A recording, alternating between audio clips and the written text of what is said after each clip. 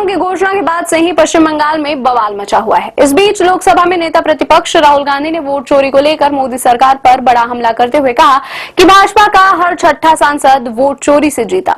उन्होंने दावा किया कि हरियाणा में तो पूरी सरकार ही घुसपैठिया है। कांग्रेस नेता राहुल गांधी ने सोशल मीडिया साइट एक्स पर अपनी पोस्ट में कहा, वोट चोरी से कभी सीटें चुराई जाती हैं, कभी पूरी सरकार। लोकसभा के 240 बीजेपी सांसदों में से मोटे तौर पर हर छठा सांसद वोट चोरी से जीता हुआ है।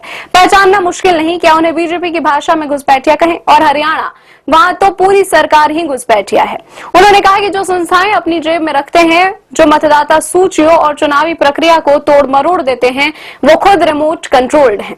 उन्हें असली डर सच्चाई का है, क्योंकि निष्पक्ष चुनाव हो जाए तो आज ये 140 के पार भी नहीं जा सकते हैं।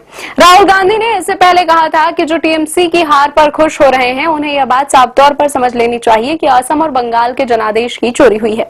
यह भारतीय लोकतंत्र को खत्म करने के अपने मिशन में भाजपा द्वारा उठाया गया एक बड़ा कदम है। उन्होंने कहा कि छोटी मोटी राजनीति को एक तरफ रख दे तो यह किसी एक पार्टी की बात नहीं है, यह इंडिया की बात है। गौरतलब है कि पश्चिम बंगाल में चुनाव परिणाम के बाद से ही बवाल मचा हुआ है। भाजपा ने बंगाल विधानसभा चुनाव में 206 सीटें जीती हैं।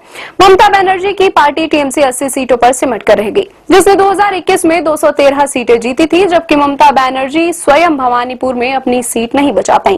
कांग्रेस को इस चुनाव में मात्र 2 सीटें मिली हैं।